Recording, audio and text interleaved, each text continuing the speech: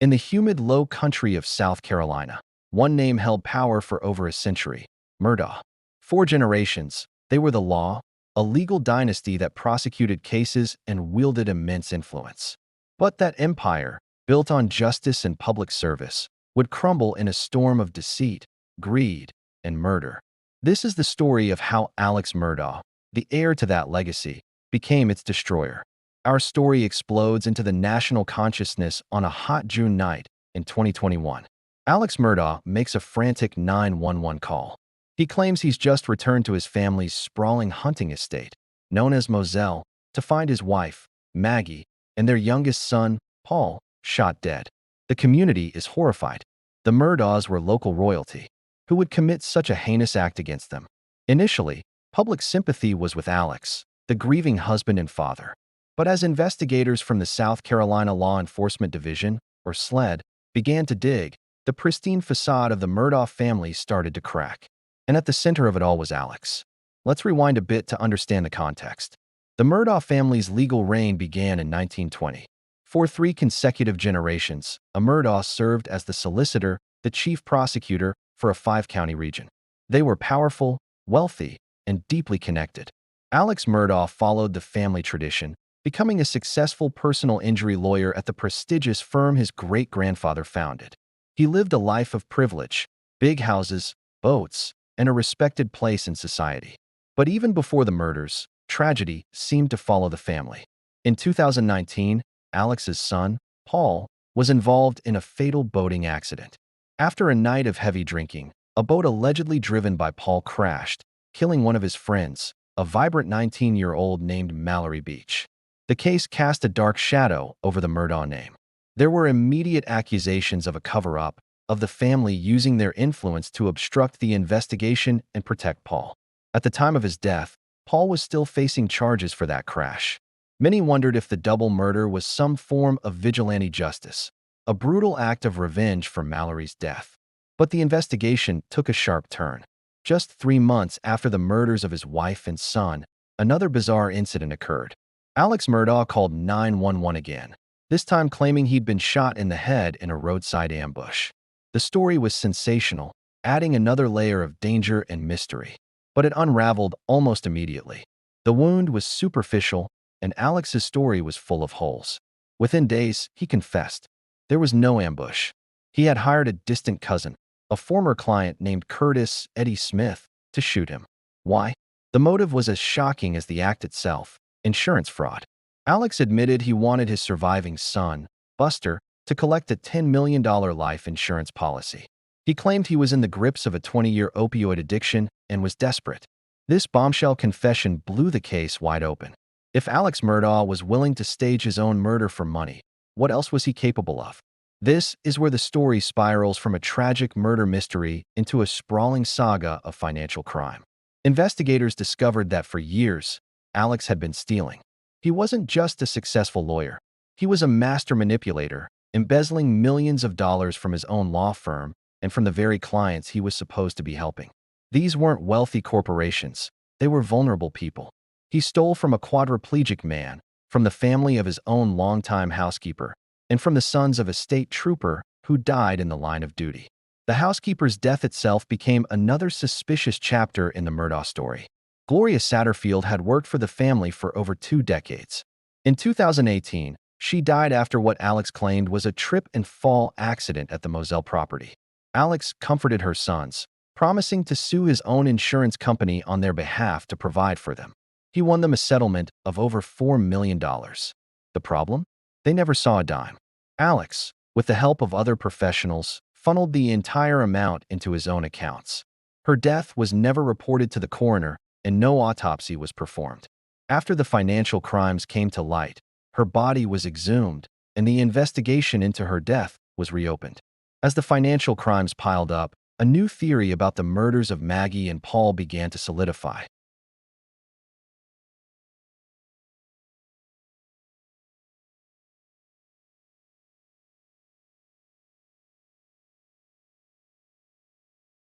He hoped the tragedy would make everyone look the other way, just for a little while longer.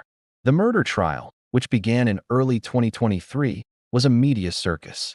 It was live-streamed and watched by millions around the world. The prosecution's case was largely circumstantial. There was no confession, and the murder weapons were never found. Their key piece of evidence was a video. A Snapchat video taken by Paul at the dog kennels on the Moselle property just minutes before he and his mother were killed. For months, Alex had insisted he was nowhere near the kennels that night, claiming he was napping at the main house. But in the background of that video, you can hear a third voice. Multiple witnesses, including close friends and family, identified that voice as Alex Murdaugh's. It shattered his alibi. The defense argued that investigators had tunnel vision, that they ignored other potential leads, like the revenge theory related to the boat crash. They painted Alex as a loving, albeit deeply flawed, family man, destroyed by his opioid addiction and the loss of his family. In a risky move, Alex took the stand in his own defense. Over 2 days, he confidently admitted to all his financial crimes, admitting he was a liar and a thief. But he vehemently, and at times tearfully, denied killing his mags and his pow-pow. It was a captivating performance, but for the jury, it wasn't enough. His admission of being a chronic liar made it impossible to believe his one crucial denial. After less than 3 hours of deliberation, the jury returned a verdict: guilty. Guilty of the murder of his wife, Maggie Murdaugh. Guilty of the murder of his son, Paul Murdaugh. The judge sentenced him to 2 consecutive life sentences in prison, without the possibility of parole. The once powerful patriarch, the man who represented the law, was now a convicted double murderer, stripped of his titles and his freedom. But the story doesn't end there. Alex Murdaugh still faces around 100 separate charges for his financial crimes. And even from behind bars, the drama continues. His lawyers have filed for a new trial, alleging jury tampering by the court clerk. They claim she influenced the jury to reach a guilty verdict for personal gain, hoping to secure a book deal. The Murdaugh saga is more than just a true crime story.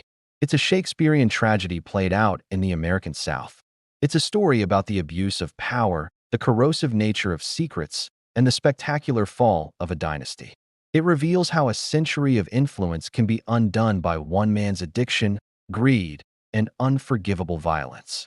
The final chapters are still being written, but one thing is clear. The name Murdaugh will no longer be remembered for its power in the courtroom, but for the darkness that hid behind its respectable facade.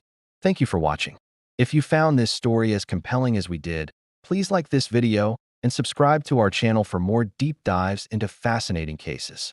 See you next time. Alex Murdaugh entered Kirkland Correctional Institution on March 3, 2023, as inmate number 32098, stripped of his power, his reputation, and his freedom. The maximum security prison in Columbia, South Carolina, was a world away from the sprawling estates and oak-lined streets of the Lowcountry.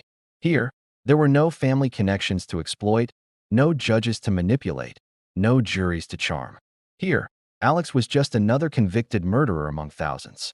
But even behind bars, the Murdaugh saga refused to die. Within weeks of his conviction, Alex's defense team, led by attorneys Dick Harputlian and Jim Griffin, filed notice of appeal. They weren't simply going through the motions. They believed they had found something explosive, something that could unravel the entire prosecution. The target of their focus wasn't the evidence, the timeline, or even Alex's own damning lies. It was Becky Hill, the Colleton County Clerk of Court, who had overseen the trial. In September 2023, the defense filed a motion for a new trial based on allegations that Hill had improperly influenced the jury. According to sworn affidavits from 3 jurors, Hill had made comments during the trial suggesting Alex's guilt, urged them to watch his testimony closely for signs of deception, and pressured them to reach a quick verdict. One juror claimed Hill told her not to be fooled by Alex's testimony. Another said Hill had discussed the case's media attention and seemed eager for a guilty verdict. A third described feeling uncomfortable with Hill's presence and comments throughout the deliberations. If true, these allegations represented a fundamental violation of Alex's constitutional right to a fair trial. Jury tampering, even by a court official, could be grounds for overturning the conviction entirely. The defense argued that Hill had a financial motive. She was writing a book about the case and stood to profit significantly from a guilty verdict that would generate maximum publicity. The prosecution fought back hard. Attorney General Alan Wilson's office called the allegations a desperate attempt to overturn a righteous conviction. They pointed out that 11 other jurors signed affidavits stating they had never been improperly influenced, that their verdict was based solely on the overwhelming evidence presented in court. The state argued that the defense was grasping at straws, trying to manufacture reasonable doubt after the fact. In January 2024, Judge Jean Toll held an evidentiary hearing to examine the jury tampering claims.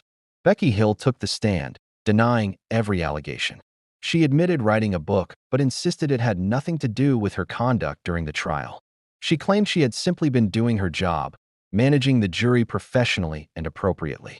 The jurors who accused her were either misremembering or misinterpreting innocent administrative comments. Judge Toll wasn't convinced by the defense. On January 29, 2024, she denied the motion for a new trial, ruling that even if Hill had made some inappropriate comments, they hadn't influenced the jury's verdict. The evidence against Alex was simply too strong. His lies about being at the murder scene, the timeline that placed him there minutes before the killings, the financial motive, the pattern of deception. Toll stated that no reasonable jury, free from any alleged influence, would have reached a different conclusion. But the defense wasn't finished. They appealed to the South Carolina Supreme Court, arguing that Judge Toll had applied the wrong legal standard and failed to properly investigate Hill's misconduct. As of early 2025, that appeal remained pending, leaving Alex's fate suspended in legal limbo. Meanwhile, Alex faced additional reckonings.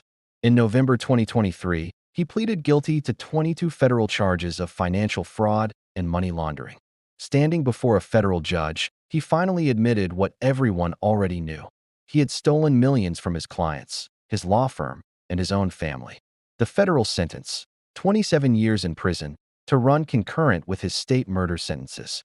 It was a symbolic gesture, really, since he was already serving life without parole. Then came the state financial crimes trial. In November 2023, Alex was convicted on 12 counts of financial fraud and sentenced to an additional 40 years. The judge showed no mercy, calling his crimes a betrayal of trust that devastated vulnerable victims who had already suffered unimaginable losses.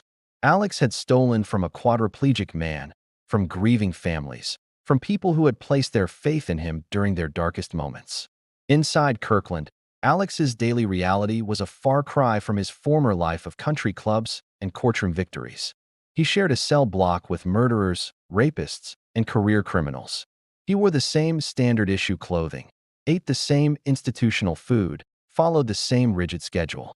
Guards reported that he kept mostly to himself, reading legal documents and maintaining correspondence with his attorneys.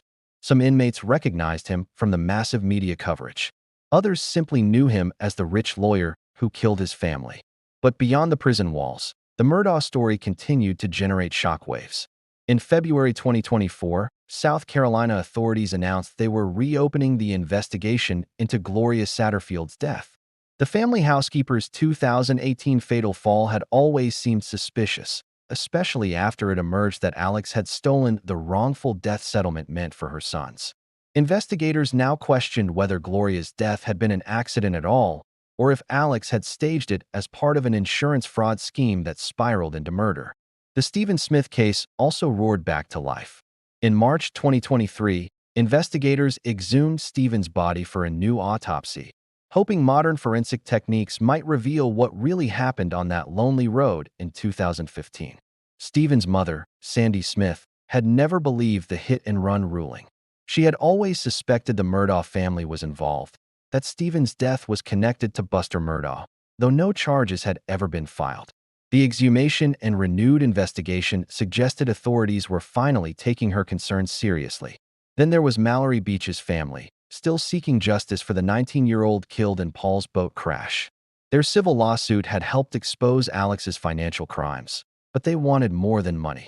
They wanted accountability for the culture of corruption and entitlement that had allowed Paul to drink, drive recklessly, and kill without immediate consequences. As 2025 progressed, Alex's appeals wound through the court system. His attorneys continued arguing that Becky Hill's alleged jury tampering had denied him a fair trial. They filed supplemental briefs, cited new legal precedents, and demanded the South Carolina Supreme Court intervene. And then, in August 2025, something unexpected happened. The Supreme Court announced it would hear oral arguments in Alex's appeal. Legal experts were stunned. The court didn't have to grant review, especially after Judge Toll's denial. But they did, which meant at least some justices believed there were serious questions about the trial's integrity. The hearing was scheduled for October 2025. If the Supreme Court found merit in the jury tampering allegations, they could order a new trial. Alex could walk out of prison, post bond, and prepare to fight the murder charges all over again. The state would have to retry him, present the same evidence, convince another jury beyond reasonable doubt. But there was something else, something the public didn't know yet, something that would emerge in the coming months and turn the entire case on its head once more. Because while everyone focused on the jury tampering allegations and the appeals process, investigators had been quietly pursuing another lead. A lead that connected back to that night at Moselle, to the murders themselves, to a piece of evidence that had been there all along but overlooked in the rush to convict Alex. And when that evidence finally came to light, it would raise a question no one wanted to ask. What if Alex Murdaugh didn't act alone? October 15, 2025. The South Carolina Supreme Court chamber fell silent as Chief Justice John Kittredge called the session to order. Alex Murdaugh sat in the gallery, dressed in a suit for the first time in over 2 years, flanked by guards. His attorneys prepared to argue what many legal observers considered a long shot, that Becky Hill's alleged jury tampering had so poisoned his trial that only a complete reversal would satisfy justice. But as Dick Harpootlian rose to address the court, few people knew that a parallel investigation, conducted quietly by a team of retired FBI agents hired by the defense, had uncovered something that would shake the case to its foundation. The oral arguments lasted 3 hours. Harpootlian presented evidence of Hill's misconduct, her book deal signed before the verdict, her comments to jurors about watching Alex's body language, her alleged pressure for a swift conviction. The state countered with the strength of the evidence. Alex's own admissions that he lied about being at the kennels, the cell phone data, the financial motive, the pattern of deception spanning years. Justice Kittredge pressed both sides with sharp questions, revealing nothing about which way the court might lean. Then came the bombshell. On November 3, 2025, just weeks after the Supreme Court hearing, Alex's defense team filed an emergency motion with explosive new evidence. They had obtained enhanced audio analysis of Alex's 911 call from the night of the murders. Using technology unavailable during the original investigation, forensic audio experts had isolated background sounds on the recording. And what they found was chilling. A third voice, faint but unmistakable, speaking in the background moments before Alex reported finding the bodies. The voice said 4 words, "It's done. Get rid of it." The defense argued this proved Alex hadn't been alone that night, that someone else had been present at the murder scene, potentially the actual killer. They demanded the audio be submitted to the Supreme Court as newly discovered evidence and requested an immediate evidentiary hearing. The prosecution's response was swift and brutal. They brought in their own audio experts who testified the background noise was inconclusive, possibly wind, possibly distortion from Alex's own voice, possibly manipulation by the defense's analysts. Attorney General Wilson accused the defense of manufacturing evidence in a desperate bid to free a guilty man. He reminded the court that Alex had lied repeatedly about being at the kennels, had tried to stage his own murder, had stolen millions from vulnerable clients. Why would anyone believe him now? But the defense had more. In December 2025, they revealed that investigators working on their behalf had interviewed Curtis Edward Smith, the man Alex had hired to shoot him in the failed suicide plot. Smith, facing his own criminal charges and potential prison time, had been willing to talk in exchange for consideration from prosecutors. What he told the defense team sent shockwaves through South Carolina's legal community. According to Smith's sworn statement, Alex had contacted him multiple times in the months before Maggie and Paul's murders, asking for help with a family problem. Smith claimed Alex had been paranoid, convinced that people were watching him, that the boat crash lawsuit would expose everything, that he needed to disappear or make certain problems disappear. Smith said he refused to get involved, but that Alex had mentioned reaching out to others, people with connections to the criminal underworld, people who could handle situations quietly. Smith's credibility was questionable at best. He was a drug dealer, a convicted felon, someone with every reason to lie if it benefited him. But his statement raised uncomfortable questions. Had Alex hired someone to kill Maggie and Paul? Had he orchestrated the murders while maintaining plausible deniability? Was the mysterious voice on the 911 call evidence of a hired killer Alex had betrayed? The South Carolina Law Enforcement Division reopened aspects of the investigation. They re-examined cell tower data from the area around Moselle on the night of June 7, 2021, looking for phones that pinged near the property around the time of the murders. They found 3 unidentified devices that had been in the vicinity between 9 p.m. and 9:30 p.m., then left the area shortly after. The devices had never been tracked down during the original investigation. In January 2026, authorities identified one of the phones. It belonged to a man named Randall Price, a known associate of Curtis Smith with a criminal record including assault and weapons charges.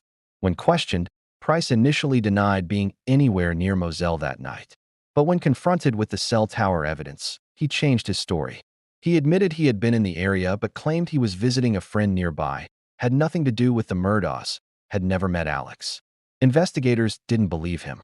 They obtained a warrant for Price's financial records and discovered that in the weeks following the murders, he had deposited over $30,000 in cash into various accounts. When asked about the source of the money, Price claimed he'd won it gambling. He had no documentation, no casino receipts, no witnesses. The prosecution found themselves in an impossible position. If they acknowledged this new evidence, they risked undermining their own case, suggesting Alex might not have acted alone or might not have pulled the trigger himself.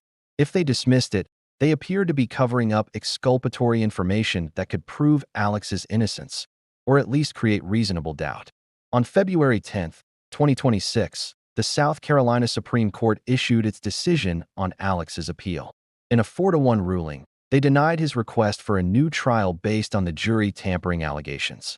The majority opinion, written by Justice Kittredge, acknowledged that Becky Hill may have made inappropriate comments but concluded they did not affect the verdict's outcome. The evidence against Alex was overwhelming, his guilt established beyond reasonable doubt. However, the court added a crucial caveat. They noted the recently discovered audio evidence and the potential involvement of additional suspects warranted further investigation by law enforcement.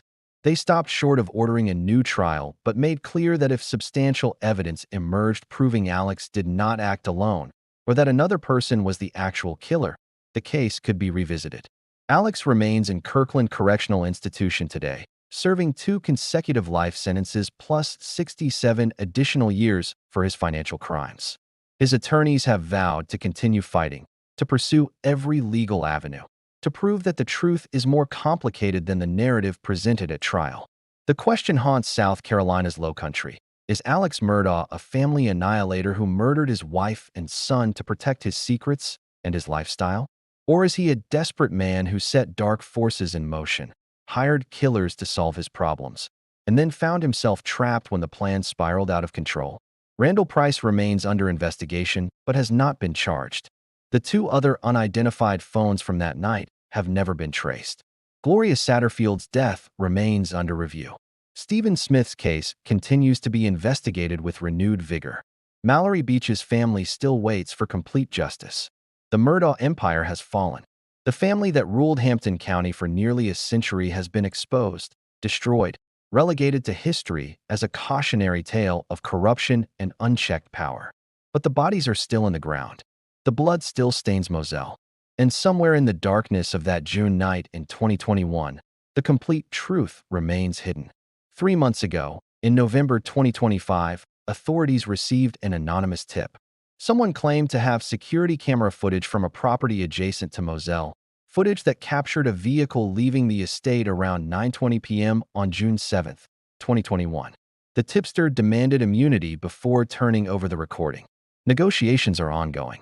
If the footage exists, if it shows what the tipster claims, everything changes. The case could be reopened. New charges could be filed. Alex could be vindicated or implicated in an even darker conspiracy. They thought the Murdaugh story ended with a guilty verdict and a life sentence.